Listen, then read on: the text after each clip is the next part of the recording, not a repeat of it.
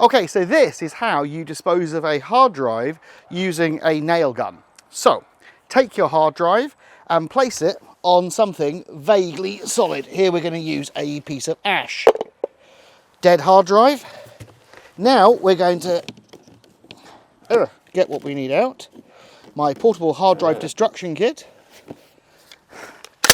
Ramset nail gun. We shall use a yellow blank for this, which is about medium power.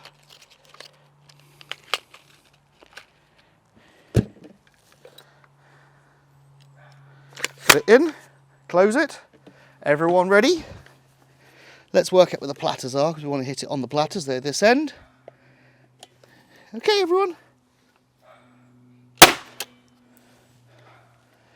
And as you can see, it smashed a hole clean through.